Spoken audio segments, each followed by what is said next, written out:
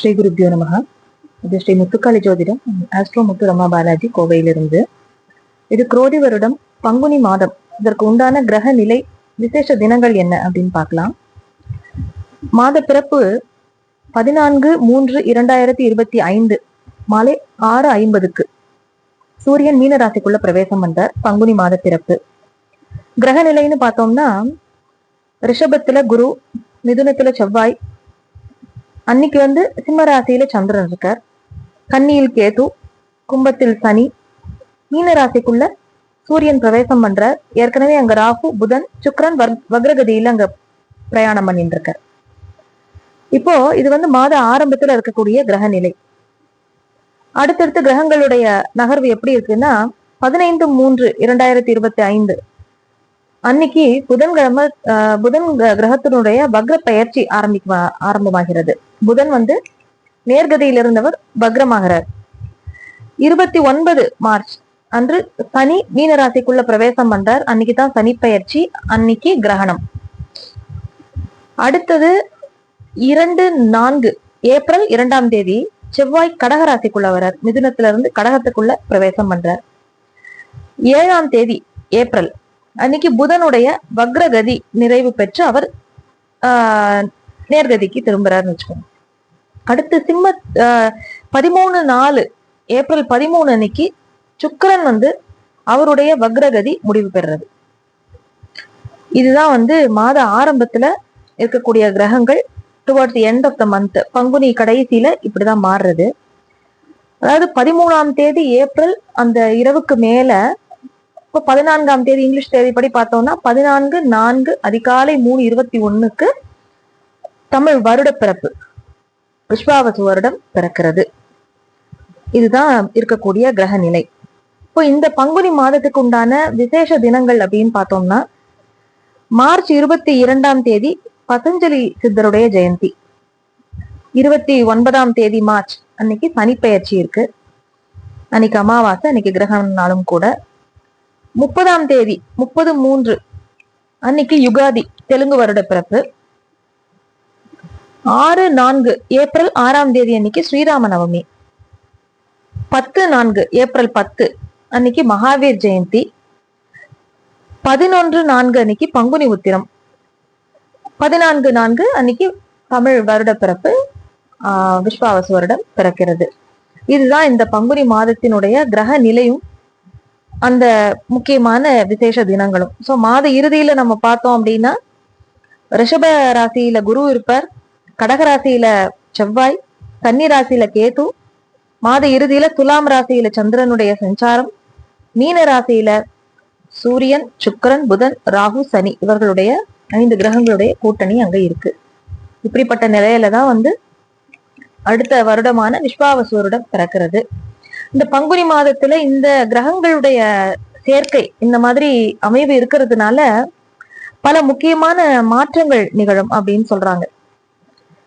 அதாவது இது பொதுவா ஒரு சுப கிரகங்களோ பாவ கிரகங்களோ அதோடைய திரிகோணம் அல்லது கேந்திரங்கள் அதுல அதோடைய ஒரு சேர்க்கையோ பார்வையோ இருக்கும்போது என்ன ஆகும்னா, நிறைய சுப அசுப பலன்கள் உலக அளவுல பொதுவாவே நடக்கும். நம்ம இப்ப ஆரம்பத்துல இருந்தே பார்த்துட்டு இருக்கோம்.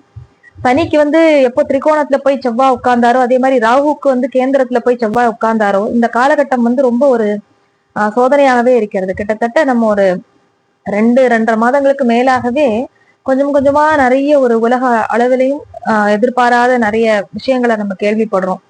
நிறைய இயற்கை சீற்றங்கள், விபத்துக்கள்னு சொல்லக்கூடிய விஷயங்களை நம்ம நிறையவே பாக்குறோம். எப்பெல்லாம் செவ்வாய் சனியை பாக்குறாரோ, அவருடைய சம்பந்தம் ஏற்படுகிறதோ, அப்ப எல்லாமே சனி இருக்கும் இடத்துல ஒரு பயங்கரமான அதிர்வலைகளை அவர் கட்டாயமா உண்டாக்குவார். செவ்வாய் அவருடைய பார்வை பார்க்கும்போது, அதே மாதிரி திரிகோணத்துல சேரும் போதும் சரி.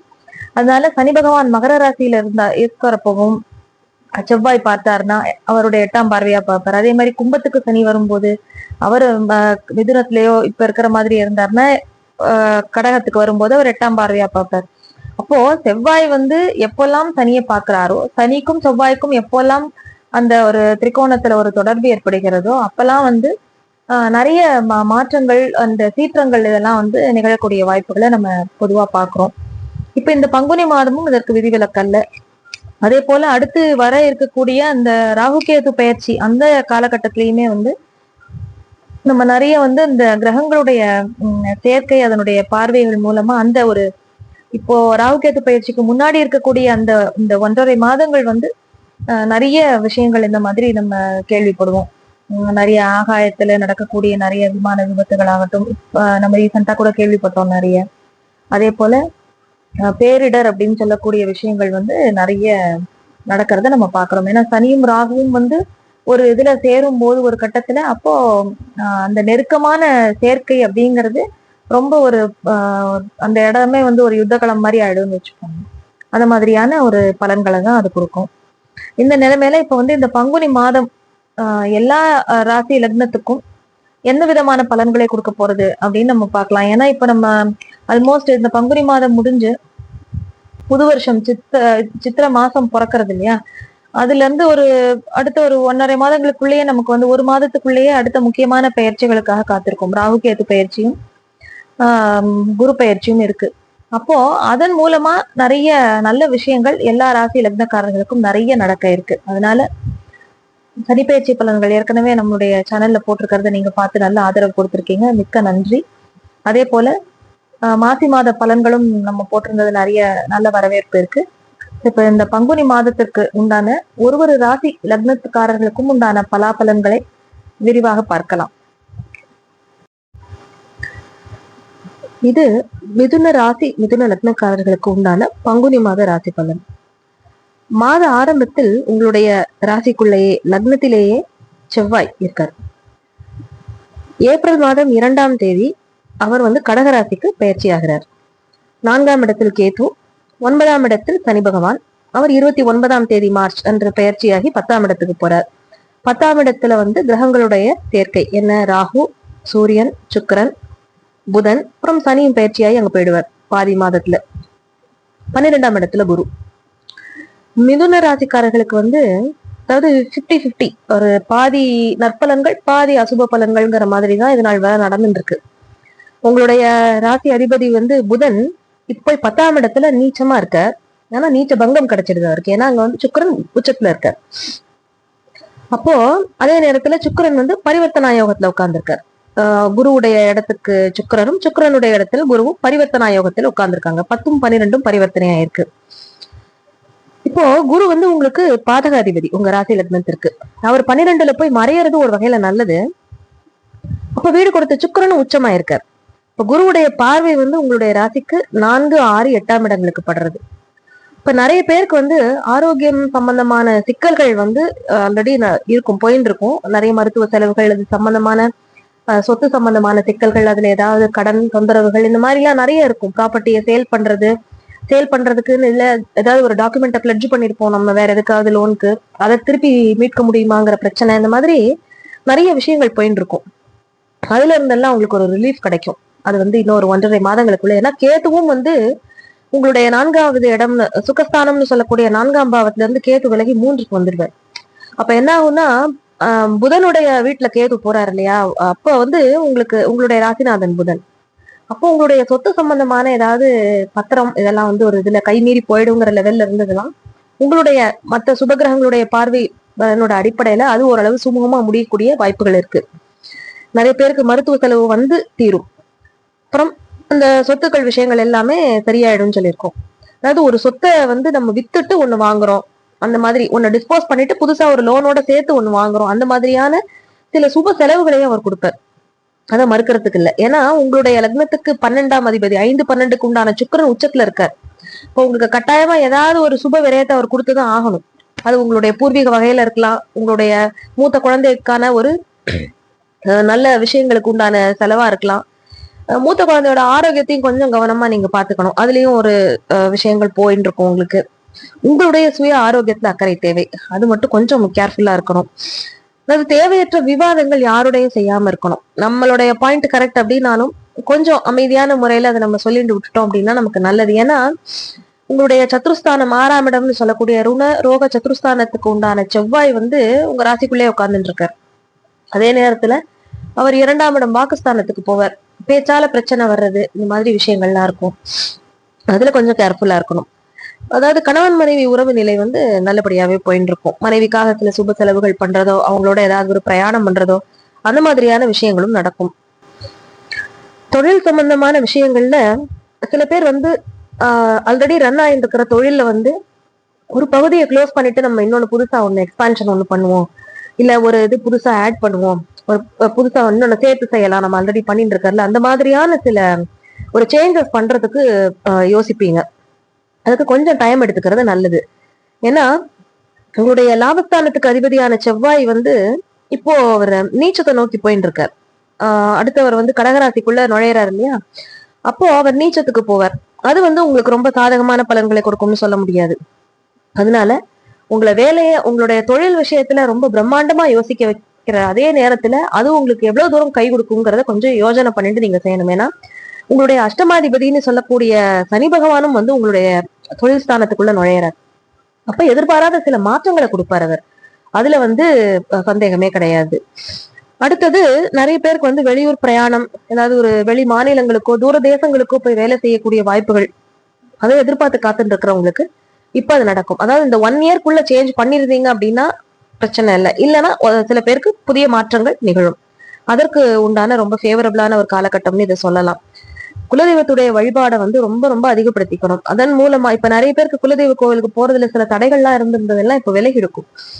அதனால குலதெய்வ வழிபாடை வந்து ரொம்ப ஆக்கப்பூர்வமா எடுத்து நீங்க செய்யறது மூலமா நல்ல நற்பலன்கள் உங்களுக்கு கிடைக்கும். காவல் தெய்வ வழிபாடு, உங்களுடைய ஊர் எல்லையில இருக்கிற அந்த காவல் தெய்வம் இருக்கும் இல்லையா, அதனுடைய வழிபாடு, ஒரு சாஸ்தா இல்லாட்டி ஒரு எல்லை காவல் தெய்வம் இருக்கும், அதனுடைய நம்ம இது சொல்றோம் இல்லையா, முனீஸ்வரர் அந்த மாதிரி எல்லாம் சொல்றோம் இல்லையா, அந்த தெய்வங்களுடைய வழிபாடை எடுத்து பண்றதுங்கிறது உங்களுக்கு ரொம்ப ரொம்ப பலன் கொடுக்கக்கூடியதாக இருக்கும். சனி பகவான் வந்து உங்களுடைய ஜீவனஸ்தானத்துக்கு மாறுற நிறைய நல்ல மாற்றங்கள் எல்லாம் அவர் கட்டாயமா கொடுப்பாரு. அதுல எந்த விதமான சந்தேகமும் கிடையாது. ஒரு விஷயம் என்னன்னா, குரு பயிற்சியை ஒட்டிதான் வந்து கொஞ்சம் நீங்க மாற்றங்களுக்கு தயாராக இருக்கணும். ஏன்னா உங்களுடைய பாதகாதிபதினு சொல்லக்கூடிய 7ஆம் இடத்து குருவே வந்து உங்க ராசிக்குள்ள உட்கார போறார். அப்ப அது வந்து என்ன பண்ணும் அப்படின்னா, நீங்க என்ன விதமான மாற்றங்கள் ஏதாவது நீங்க செய்யணும்ன்றீங்களா, அதை பத்தி இப்பவே ரொம்ப நல்லா பிளான் பண்ணி வச்சுக்கிறது நல்லது. ஏன்னா இப்ப நீங்க செய்ய போற ஒரு மாற்றங்கள் வந்து 1 வருடத்திற்கு உங்களுடைய வாழ்க்கையை தீர்மானிக்கக்கூடியதாக இருக்கும். அதனால அதை நீங்க கொஞ்சம் ப்ராப்பரா பிளான் பண்ணிக்கிறது ரொம்ப ரொம்ப நல்லது மே மாதத்திற்குள்ளாக. அடுத்து முக்கியமா சொன்ன ஒரு பாயிண்ட் தான், ஆரோக்கியத்துல கவனமா இருக்கணும். மற்றபடி தகப்பனாரோட உறவு நிலையெல்லாம் நல்லா இருக்கும். அவருக்கு வந்து இதுவரை இருந்த தொந்தரவுகள் அந்த மாதிரி விஷயங்கள்லாம் கொஞ்சம் கொஞ்சமா மாறும். ஏன்னா நிறைய பேருடைய தகப்பனாருக்கு வந்து ரொம்ப மருத்துவ செலவுகள்னு இருந்து கொஞ்சம் பாடாப்படுத்தி கொண்டிருந்த காலம் இப்ப அது எல்லாமே மாறிடும். ஏன்னா நம்ம சனிப்பயிற்சி பலன்கள் சொல்லியிருக்கோம், அதையும் கேளுங்க. மிதுன ராசிக்கு வந்து தந்தை வகையில இருந்த சில கஷ்டங்களோ, கொஞ்சம் ஒரு மேற்கல்வி படிக்கிறதுக்கு இருந்த அந்த தடைகளோ, அதெல்லாம் நீங்க அதுவே ரொம்ப ஒரு நல்ல விதமான மாற்றங்கள் அவங்களுக்கு கொடுக்கக்கூடியதாக இருக்கும். இப்போ பிரயாணங்கள் நீங்க எடுத்துக்கிறது எல்லாம் உங்களுக்கு கொஞ்சம் கொஞ்சம் ஃபேவரபிளா இருக்கும். ஏன்னா இது நாள் வரைக்கும் அதுல நிறைய தடங்கள் இருந்தது, மேற்கல்வி தொடர முடியாம அதுல ஒரு தடங்கள் இருந்தது, விரும்பின கோர்ஸ் கிடைக்கல, இல்ல அதுல பிரச்சனைகள் இருந்தது அப்படின்னா அது எல்லாமே இனி கொஞ்சம் கொஞ்சமா சால்வ் ஆகக்கூடிய காலகட்டம் தான் இது. உங்களுடைய அந்த ராசிக்குள்ள அந்த குரு வந்து உட்கார்றாரு இல்லையா, அப்போ உங்களுடைய 5, 7, 9ஆம் இடங்களுக்கு நல்ல ஒரு எனர்ஜி கிடைக்கும். அப்ப என்ன ஆகும்னா, குழந்தைகள் விஷயமானது நிறைய பேருக்கு வந்து திருமண முயற்சி அவங்க பண்ணிருக்கிறதுமே இது நாள் வரை அவங்களுக்கு வந்து ரொம்ப ஒரு பதில் எதுவும் வந்திருக்காது. நிறைய பேருக்கு வந்து முதலாம் திருமணம் தோல்வி இருக்கு, இப்ப நான் வந்து மறு திருமணத்துக்கு முயற்சி பண்றேன் அப்படின்னு சொன்னா, இப்ப வந்து உங்களுக்கு அதுக்கு இந்த கடைசி நேரத்துல சனி பகவான் அங்க இருந்து கிளம்பும் போது அந்த வேலையை செஞ்சு கொடுத்துட்டு போவார் உங்களுக்கு. ஏன்னா குருவும் பயிற்சியா அங்க உட்காரும் போது இந்த டைம்ல நீங்க பாத்தீங்க அப்படின்னா உங்களுடைய திருமண முயற்சிகள் வந்து உங்களுக்கு ஓரளவு நல்ல விதமாகவே உங்க மனதிற்கு ஏற்ற விதமாகவே அது வந்து பலன் தரக்கூடியதாக இருக்கும்.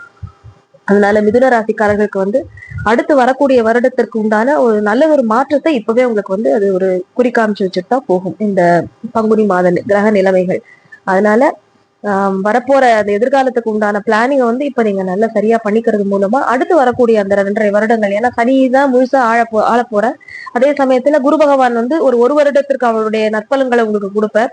ஏன்னா அவர் உங்க லக்னத்துல வந்து உட்கார்ந்து இருந்தாலுமே பார்வை பலத்தின் மூலமாக நிறைய விஷயங்களை நீங்க சாதிச்சுக்க முடியும். ஏன்னா ராகு அங்க வந்து உட்காரும் போது நான் சொல்லியிருப்பேன், அந்த பலன்களை நீங்க கேளுங்க. குழந்தை பேற்றுக்காக முயற்சி செய்து கொண்டிருப்பவர்கள் ட்ரீட்மெண்ட் மூலமா நாங்க போறோம், அது நிறைய ஃபெயில் ஆயிடுது, அதுலயே நிறைய பணம் விரயம் பண்ணிருப்பீங்க, நிறைய மிதுன ராசிக்காரர்களுக்கு இது நடந்திருக்கு. அது வந்து எனக்கு ஃபேவரபிளா நடக்குமா அப்படின்னா உங்களுடைய ஜனன ஜாதகத்தை நீங்க எடுத்து ஒரு ஜோதிடரை கலந்து ஆலோசனை பண்ணிட்டு அதுக்கு நீங்க ப்ராப்பரான ஒரு டைம்ல பிளான் பண்ணீங்கன்னா இப்ப அது உங்களுக்கு கை மேல பலன் கொடுக்கும். நல்லதொரு இதுவா முடியும் அது. ஏன்னா வந்து உடம்பும் இடம் கொடுக்கணும், அதே நேரத்துல நமக்கு செலவும் இருக்கு இல்லையா? நம்ம நிறைய லட்சக்கணக்கில் கொண்டு கொடுக்கும்போது இந்த மாதிரியான ஃபேவரபிளான டைம் நம்ம குறிச்சு வாங்கிட்டு அந்த நேரத்துல மருத்துவ செலவுகளை நம்ம செய்யறது மூலமா அது வந்து பலனளிக்கக்கூடியதாக இருக்கும். அதுதான் ரொம்ப முக்கியம். அதனால மிதுன ராசிக்காரர்களுக்கு ரொம்ப நல்லா இருக்கு, கவலைப்பட வேண்டாம். அடுத்தடுத்து வரக்கூடிய பயிற்சிகளும் ராகு கேது பயிற்சிகளுமே ரொம்ப உங்களுக்கு நல்லதையே பண்ணும், ஒன்றும் கவலைப்பட வேண்டாம்.